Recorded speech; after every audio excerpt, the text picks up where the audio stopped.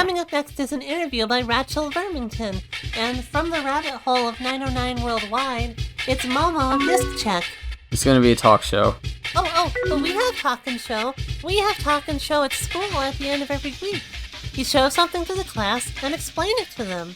No body parts, they always say. I wonder why.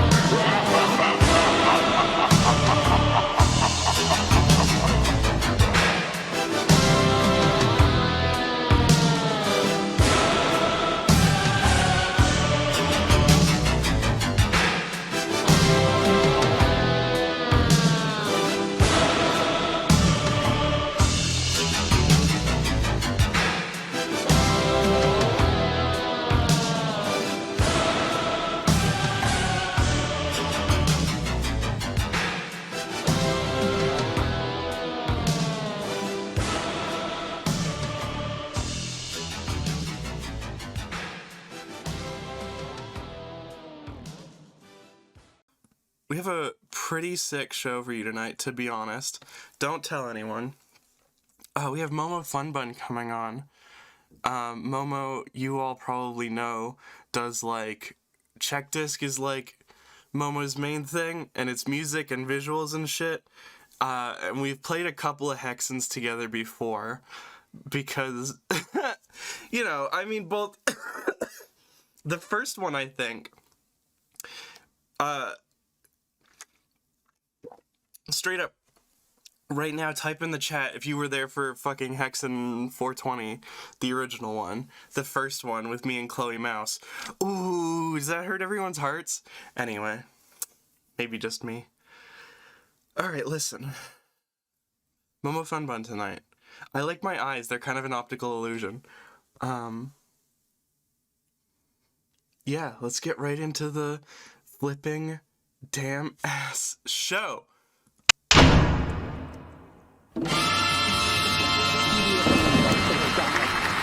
Raturday Night is filmed in front of a live studio audience. Already my job is easier than it usually is. You guys are already talking about shit. What's going on? Hi. We were talking about brain damage. Who's yours? Yeah, pretty much. We were spiraling off of mine, yeah. Okay, sick. Cool. Well, welcome to Raturday Night. This is Check Disc, MOMO Fun Bun. No one here who's like, oh, cool, I'll tune into... No one here is like, I'll tune into Raturday Night, but who's this MOMO Fun Bun person? Like, I'm not introducing your ass. What are you doing right now? What are you up to? I'm trying to get my shit together is what I'm trying to fucking do.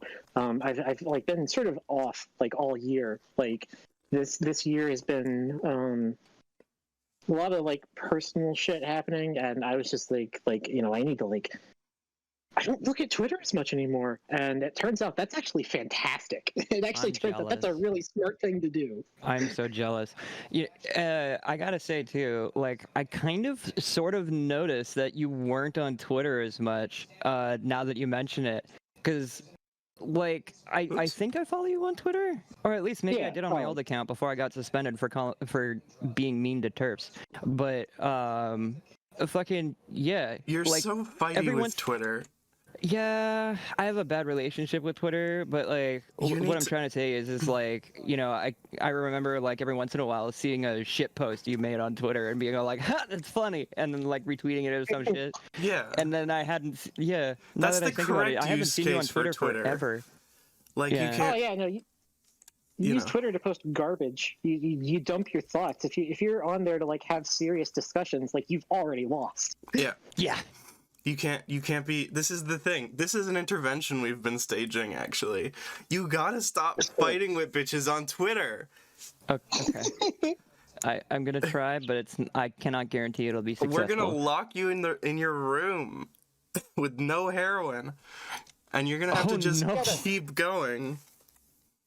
Yeah, we're gonna do like a full train spotting here. Yeah, exactly. Oh, no. What?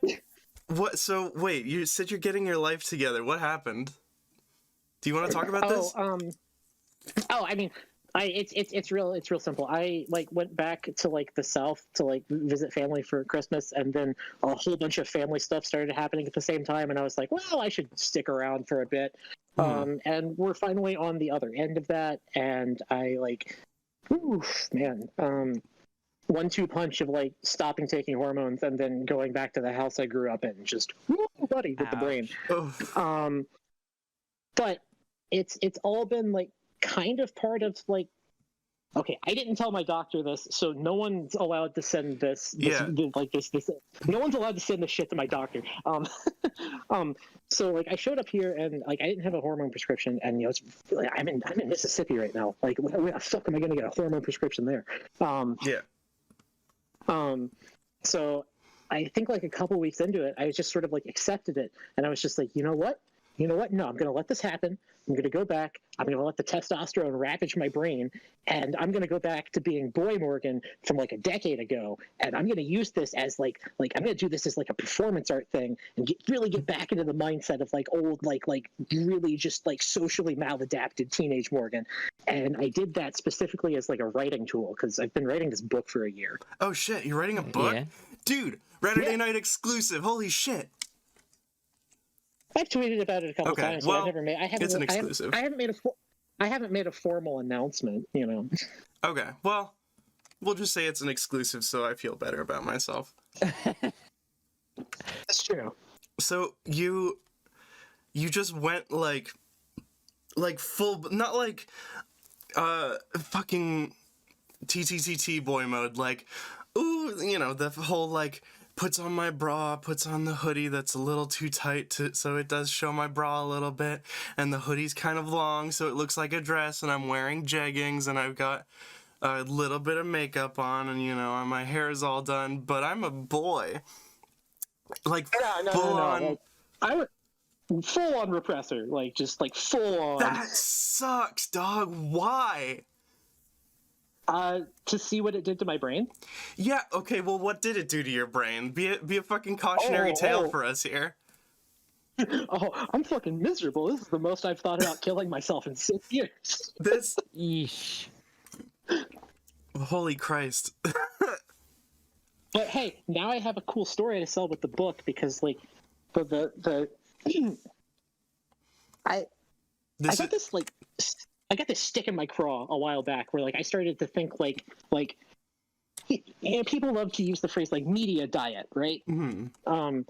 I got this little feather in my cap where like I started thinking about like consuming media and like interacting with like art and stuff like much the same way that one would think about like drugs in like a scientific context. Okay.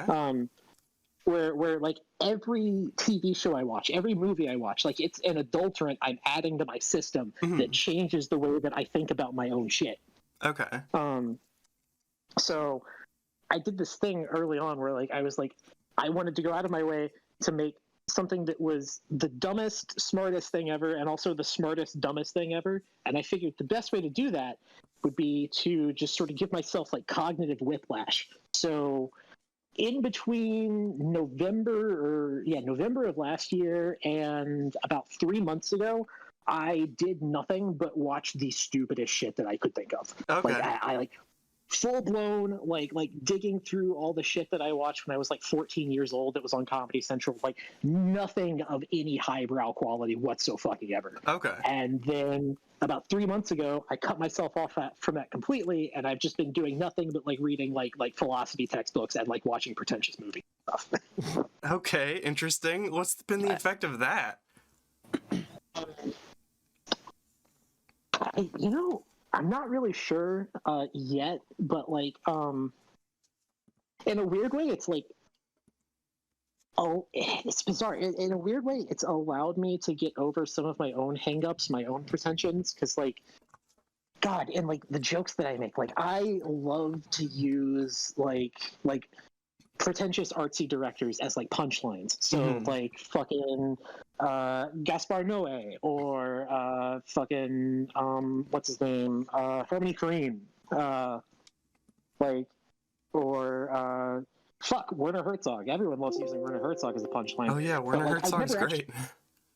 I've never actually like watched any other shit, with the exception of Herzog. I saw a couple, but like, so like, I've been going back and like watching this stuff and realizing like, oh, like I was completely wrong. This is all like really good stuff. I just had my head up my ass. Okay, I see. You're kind of like, you're giving yourself that perspective shift. It's like, no, I don't think I'm gonna say that. That's not. You can't just like say and No, then no, not no, no, say. no, no. Because sometimes I say shit in my head that does not sound good in real life, and this was one of those times. Okay, that's I'm willing fair. to work with it. It's sort of your study abroad moment. Basically, yeah, actually. All right, sick. That wasn't bad. No, I but don't know that what you're wasn't my first idea, dearest. Oh, okay. I love this woman because all the time I'm like, I know thyself and all that bullshit. But anyway, okay. Listen, I see the best in people, and I don't know. I see You the see best the in worst in people. me for sure. No, that is absolutely emphatically not true, and I feel like I feel that way to potentially a fault. Okay, cool. I love that no matter whether I'm good or bad, I'm still bad. So Momo, what's this book about? Oh, good lord. No one pay attention to that. So, where do I even start with this? Because I don't want to give too much away, but I want to give enough away. Listen, if we're not high enough media caliber for that, I understand. No, that's not what I mean. That's not. God forbid. No, like I'll give any. I'll give any information to fucking anyone that'll talk to me. But it's like, I think the best thing to say is